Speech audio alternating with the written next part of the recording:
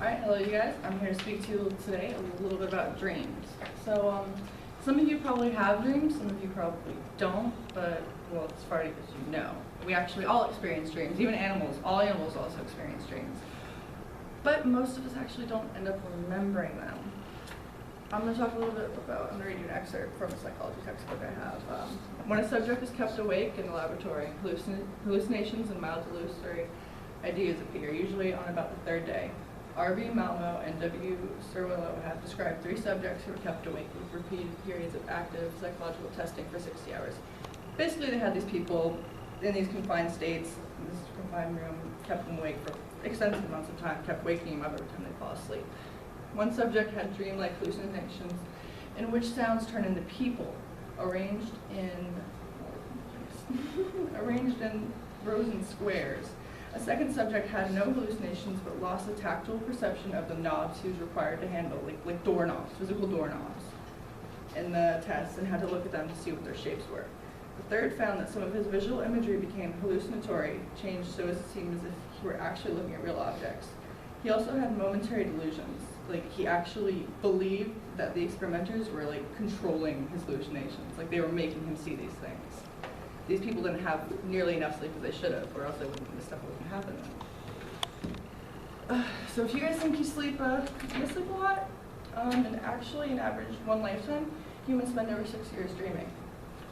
An estimated 95% of dreams that we have, we forget often within the first 10 minutes of waking up. This is just a picture of circadian rhythm.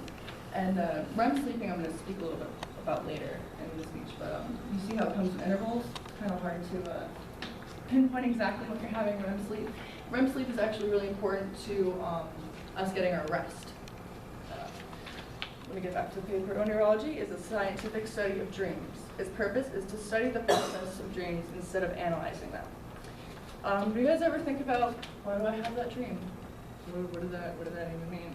But more importantly, what do they mean? Let me explain to you guys the purposes of the dreams, the human body and mind.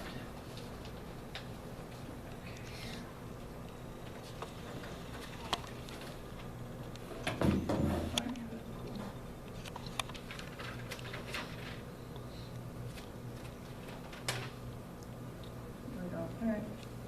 So a dream, actually I have it written down, dreams is sequence of images, emotions and thoughts passing through a sleeping person's mind, according to David Myers. He writes a lot of the psychology textbooks. The one that I have up here is actually, most of the psychology textbooks that we have at the school are David Myers. But according to Freud, the father of psychology, dreams are the royal road to the unconscious. The result of our cortex, basically dreams are the result of our cortex trying to synthesize the noise coming from the excess thoughts we have in our unconscious. This is why our dreams are so like inexplicable and random and like everywhere. Why do we dream? Why do you guys think we have dreams? Well, it's actually there's not really agreed upon reason why we experience them. There are, however, multiple theories of why we do get these. Let's get it on right up here.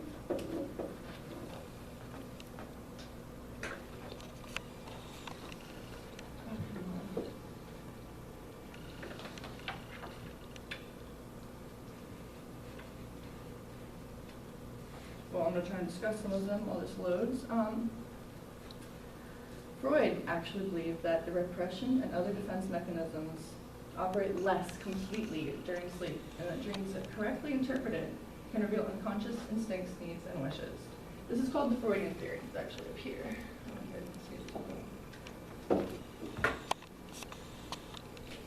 Okay?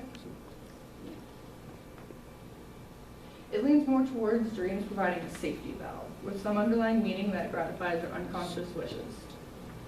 There's also the information processing, the second one here. It holds that dreams sort out the day's experiences and fix them in memory, as well as strengthen the connections that we've made from different stimulus the previous day, which the mind believes to know the future. There's, like, these aren't just all of them. There's other ones. There's an anxiety theory that says that we have, when we were, monkeys basically, we were trying to evolve into people, we would sleep at night, we'd kind of hide ourselves away, and our brains would stimulate all of these different situations that could happen during the day, like being chased by a herd of elephants or getting attacked by a lion in the middle of the day. What would you do? And it heightens your emotions. Actually, the majority of the emotions that we experience during dreams, there have been polls taken, and the majority of them are anxiety, depression, anger, and fear. We don't know what to do in a lot of situations that are presented to us, which is why this is one of the theories.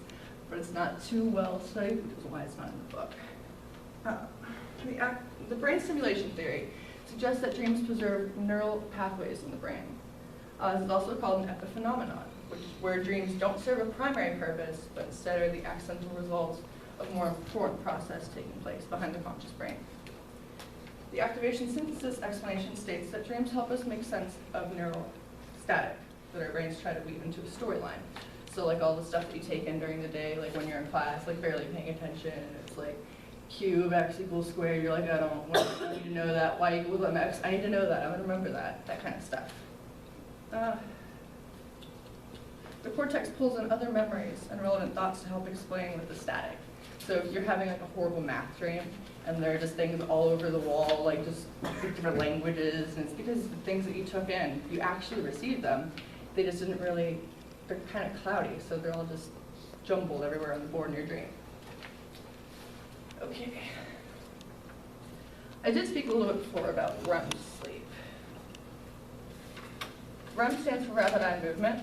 It's a stage of sleep where the body essentially goes entirely limp and just relaxes. And it's when our brain waves are most active. Often you watch people sleep, if you have that hobby, I guess. You'll notice their eyes moving very rapidly if they're very peaceful. You can't move them, you can't shake them awake. They still can take in all the information that you're giving to them.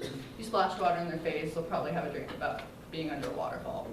It's really weird. If you have a conversation with your mom about them in the room, they'll probably have some sort of memory of that in their dream. It will come through.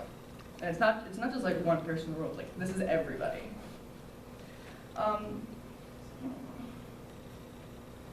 Too little REM sleep actually decreases memory ability. I don't know if you guys ever stayed up all night studying. I mean, you're college students, so I can pretty much assume that we have. I have personally, and you end up getting like 3-4 hours of sleep. Really not the best thing for you because you can't actually retain any of the information that you take in.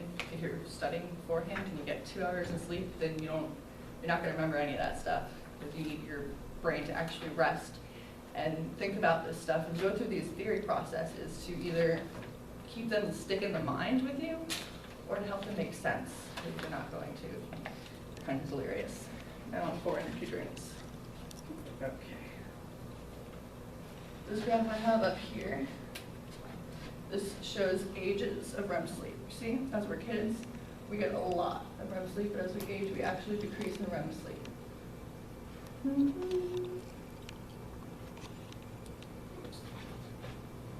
Some researchers speculate that dreams may also serve a physiological function. Perhaps the brain activity associated with REM sleep provides the sleeping brain with periodic stimulation. Regardless, though, we do need REM sleep. Deprived of it by repeatedly being awakened, people return more and more quickly to the REM stage after falling back to sleep. When finally allowed to sleep undisturbed, we literally sleep like babies, just pass out completely. You ever done that where you sleep, you don't get any sleep during the week, and on the weekend you oversleep, and then you're just like out for like 12 hours? That's what that is. You're getting a lot of REM sleep.